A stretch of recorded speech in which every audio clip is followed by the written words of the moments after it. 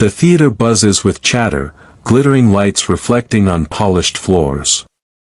Judges lean back, sipping water, eyes tired from endless polished performers. Then, silence. A boy walks onto the stage. 17. Thin frame. His shirt faded, collar frayed. Shoes scuffed, soles barely holding. He clutches a guitar, borrowed, not owned. His steps are hesitant, yet his eyes shimmer with something deeper than fear, memory, grief, hope. The host forces a smile, calling out half-heartedly, "Next contestant." Daniel.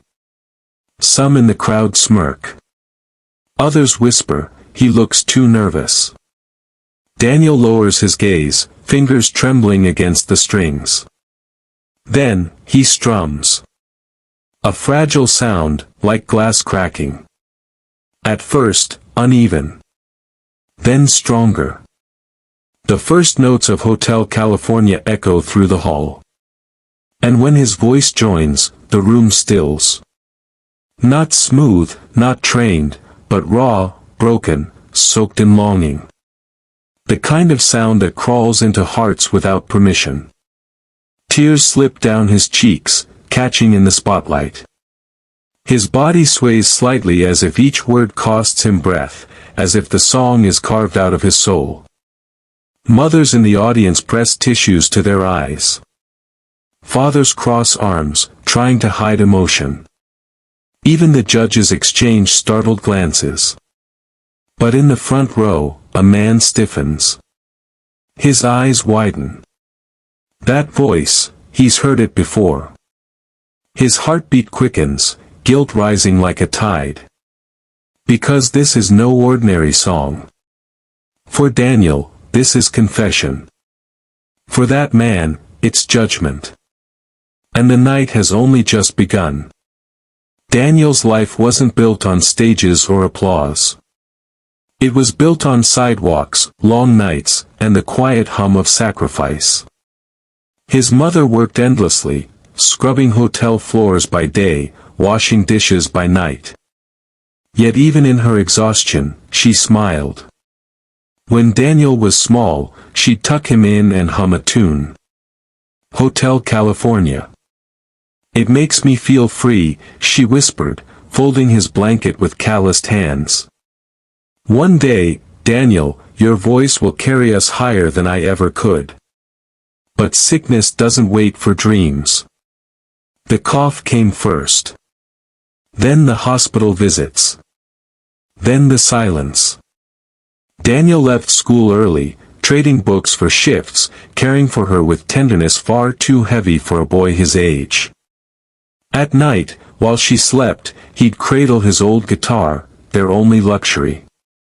Strings rusted, body chipped. Yet when he played her song, her eyes would soften. "It feels like home," she'd murmur, even though their real home was a cramped rented room with peeling paint. When her final day came, Daniel discovered an envelope beneath her pillow. Inside, 20 crumpled dollars and a note in faded ink. "Sing, Daniel.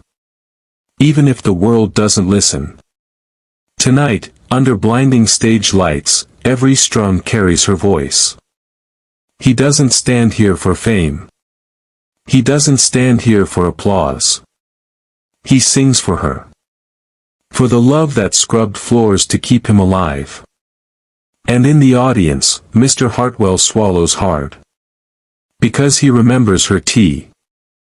Each chord pulls Daniel deeper into memory. He remembers nights when hunger gnawed louder than music, when neighbors laughed at the poor boy chasing impossible dreams. He remembers the sting of being invisible, until now. The judges lean in.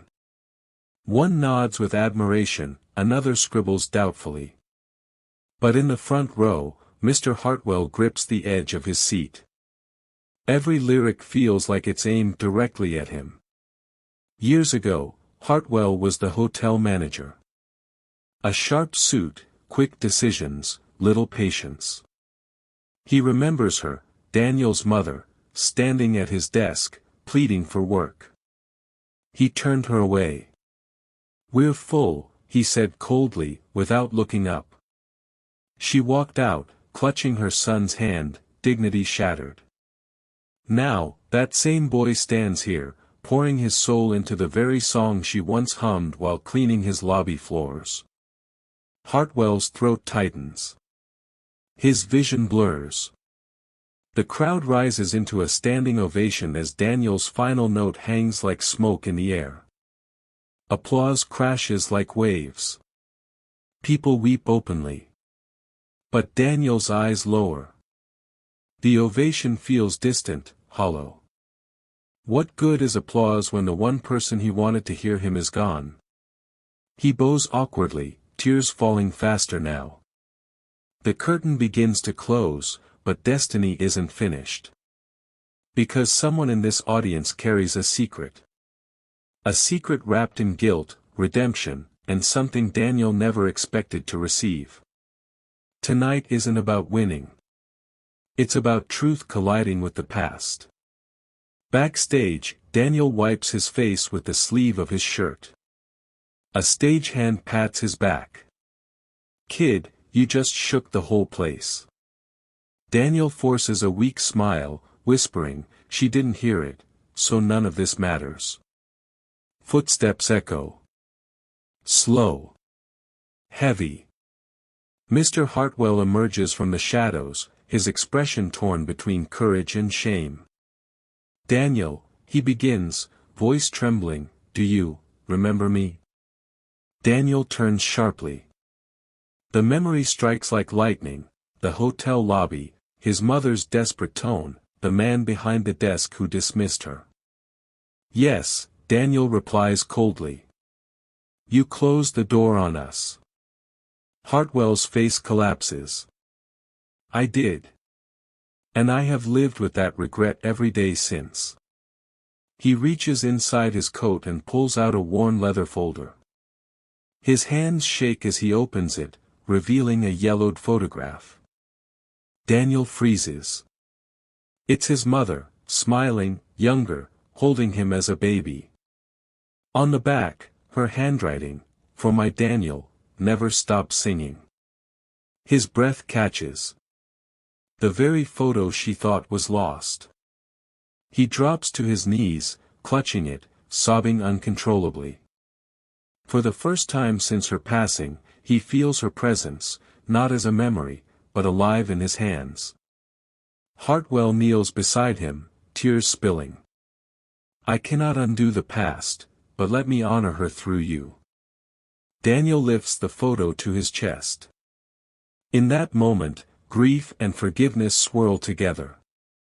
The boy who lost everything, is about to gain something he never imagined.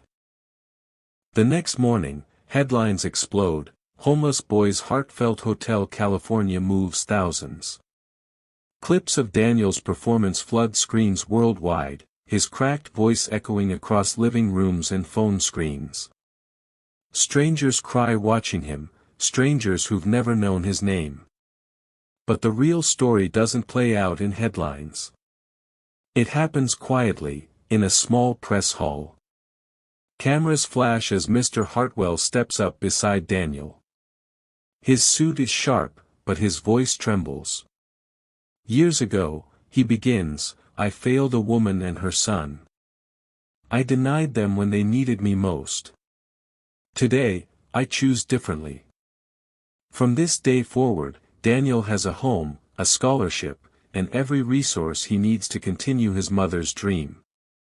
Gasps ripple. Reporters scribble frantically.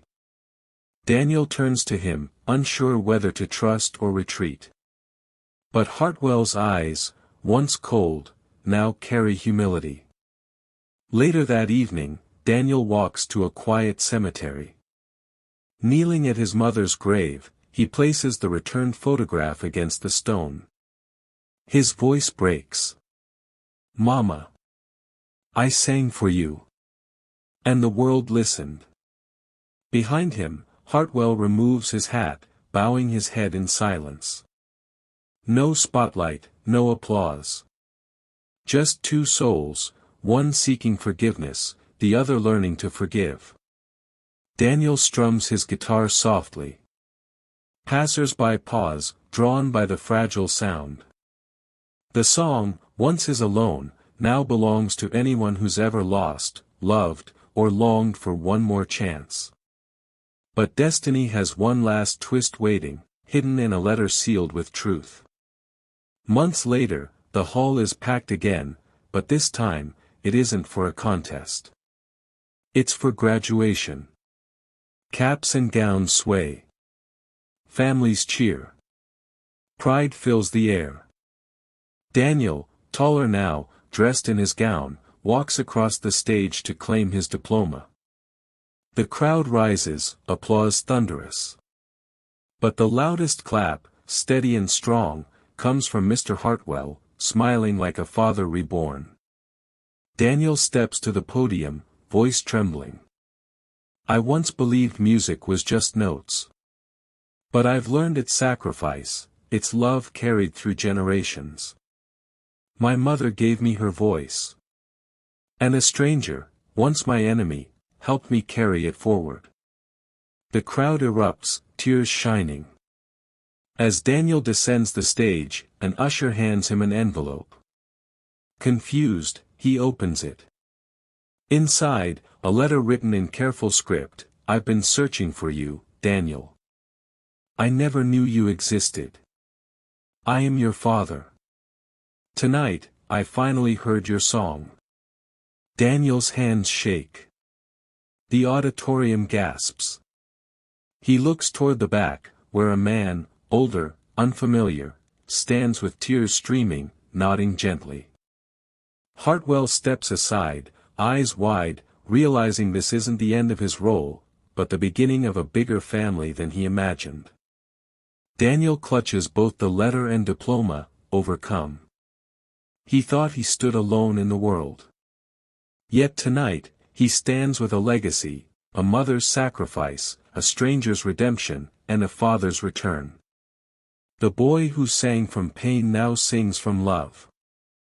And